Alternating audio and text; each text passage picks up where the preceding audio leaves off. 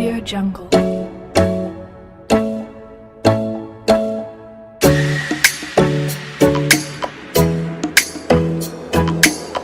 Audio Jungle.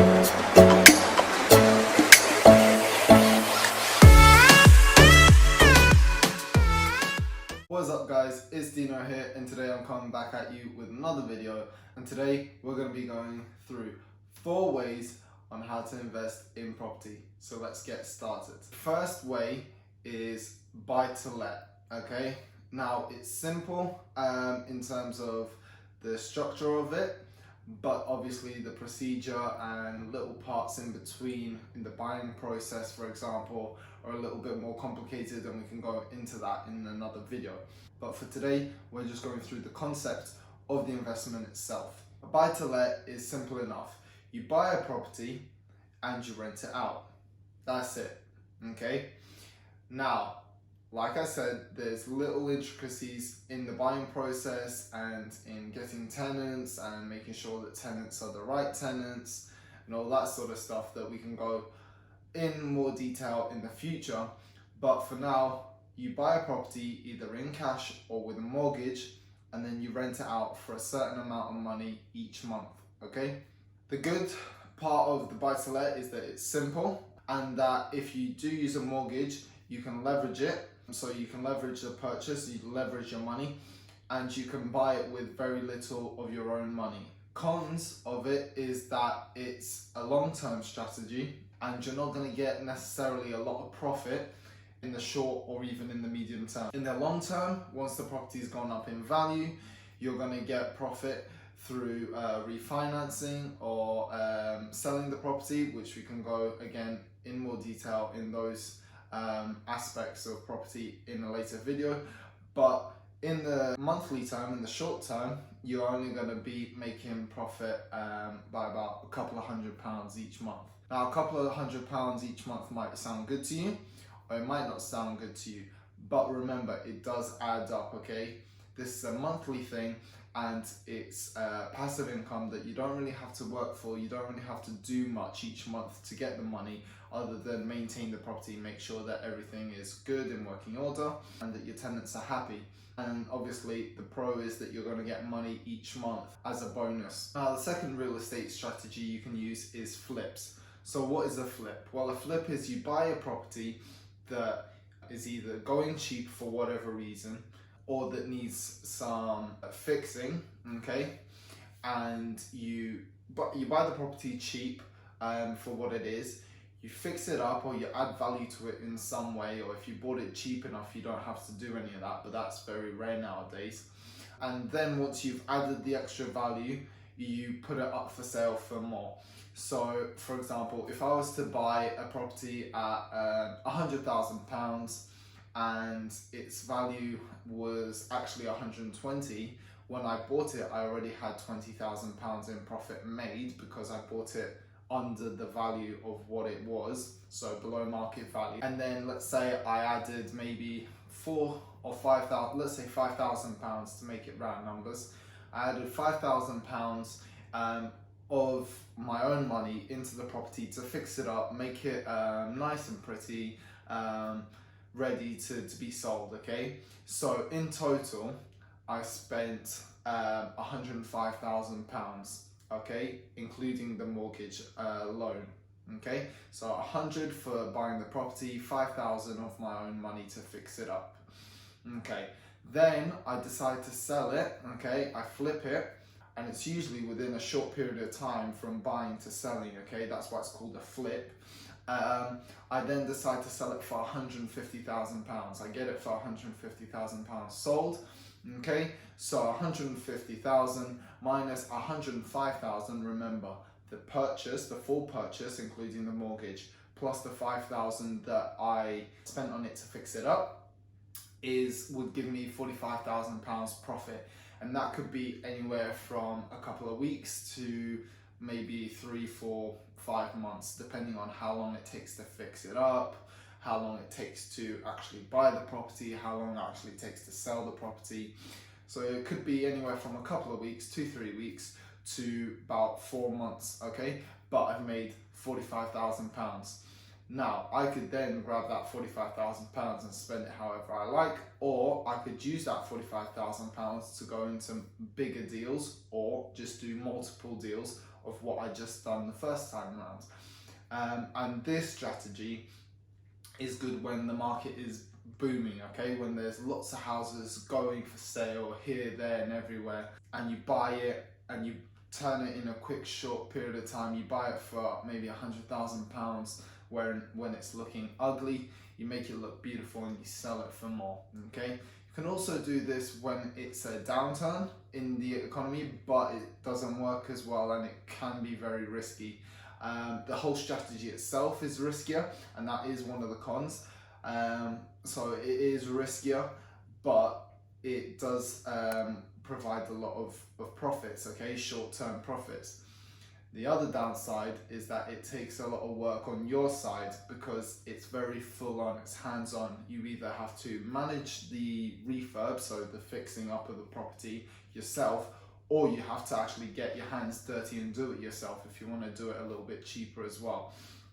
So this strategy isn't going to be for everyone. I personally don't use it. It's very, like I said, high risk in terms of what if your property doesn't sell, then you're stuck with the property. I guess you could rent it out if it's in a good area, but you might have paid a little bit more for it, expecting to flip it, and you don't get to flip it, so your rental profits is going to be a little bit less, or it could even be in the negatives, which is one of the risks here. Okay, so the next strategy is the BRRRR, or the BRRR. Okay, now what does it stand for? Well, it's buy, refurbish, refinance, rent.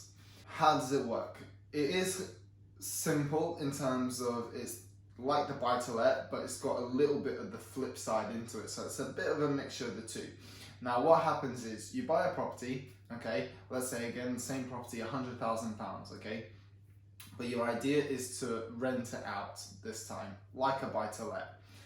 The only difference is you bought it £100,000, but it's not quite up to scratch in terms of renting out. It needs some paint, it needs maybe a little bit of plumbing work or whatever it is to make it rentable. So maybe it needs a little bit of paint work or a little bit of plumbing work just to make it rentable, because it's not really livable as it is, okay? So you do those things, you fix it up, okay, make it livable, but make it quite nice as well. Like, you can do that quite cheaply.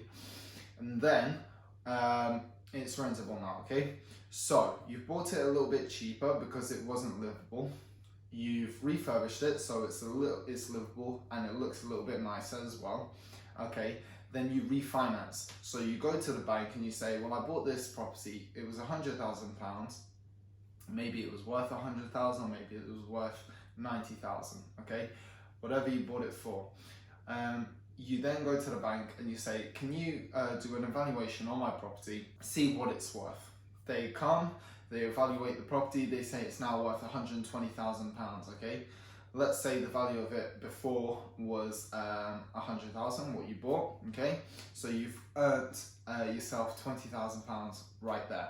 It's not as good as the flip, but it is a little bit of money. Okay, so then you say to the bank, well, I want to refinance it, so I want to pull out equity, and I'll explain this in a future video. I want to pull out equity of that £20,000, and they say, there you go, we'll give you 15,000 or 10,000 or whatever it is, depending on the deal that they have at the time, okay?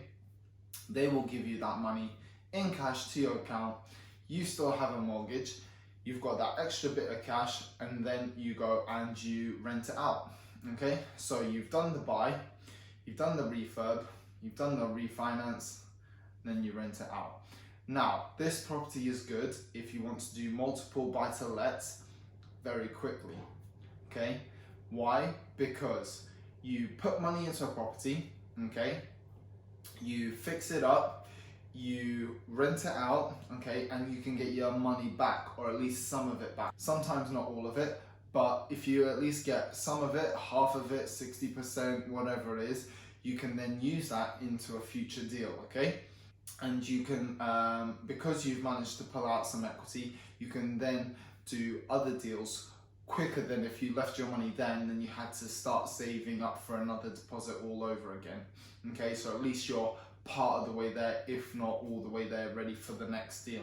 This strategy is good because it gives you profit in the short term that you can reinvest or spend if you want, but it also gives you monthly income, so you get the best of both worlds. Okay, now what it is that it is a little bit complicated and you have to get the numbers right, and I'll go through running numbers on a property in a future video, but you do have to get all these things right, because if you don't, you might find yourself stuck with all your money stuck in that deal.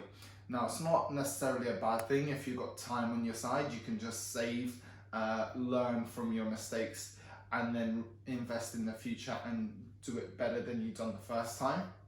But if you're a little bit on the older side, and you don't have as much time on your hands, then it can be quite detrimental to your goals. Remember, we've talked about goals and what you want to achieve and by when. Well, this can be a big setback on your goals. If you haven't checked my goals video, check it. I'll link it down in the description and you can go have a look at that, okay, to get a little bit more of an idea. Okay, and the last strategy we're going to talk about today is holiday lets, as it's known in the real estate community, or basically investing abroad. Okay, so what is holiday lets? Well, holiday lets is pretty much what it says on the tin. Okay, you buy a property in a holiday location, whether it's a hot country or a cold country, whether it's a cabin in the woods in Canada, or whether it's a nice villa in Marbella. Okay, and you buy it in a touristy location.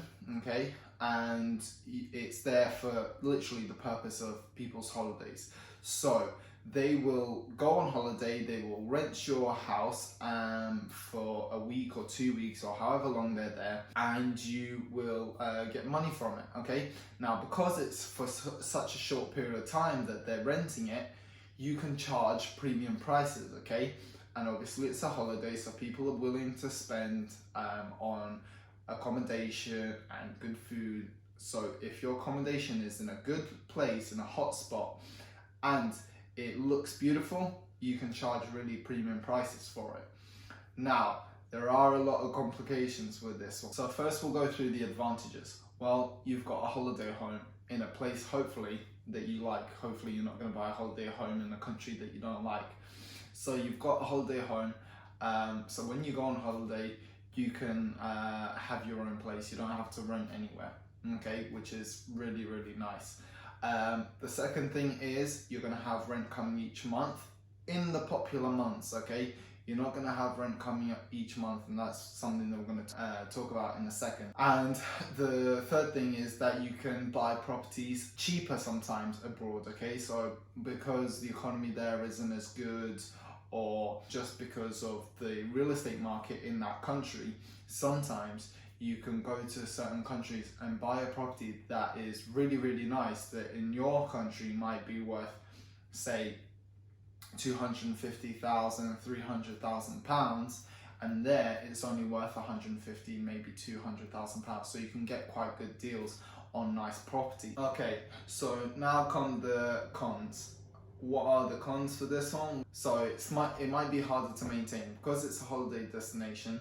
Okay, it might be further away from you, so because of the distance it might be harder to maintain. Okay, so that's something that you have to keep an eye on, because if you want to manage your property yourself, it can be difficult. Long distance, you can't just fly there overnight, fix a leaking faucet, or change a light bulb, or whatever it is, okay, that you need to do. So you might have to, probably will have to, 90% of the time, pay for a property management company to manage your property, because it's just going to be literally impossible for you to manage it yourself from your home country. The second downfall is that the rent is going to be quite inconsistent. Okay, so let's go with Spain. Spain, nice hot country. Okay, between probably about June or May till about September, very, very popular. It's going to be rented out all the time. What about the other 5 or so months? It's not going to be rented, is it? Or at least not consistently anyway. So you're going to be losing quite a few months of rent. So you've got to think about that.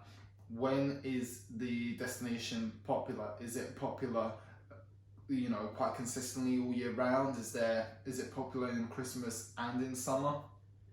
Or is it popular just in one of the time periods within the year? Okay, because if it's only popular in the summer, you're going to be losing quite a lot of the year out in terms of rent.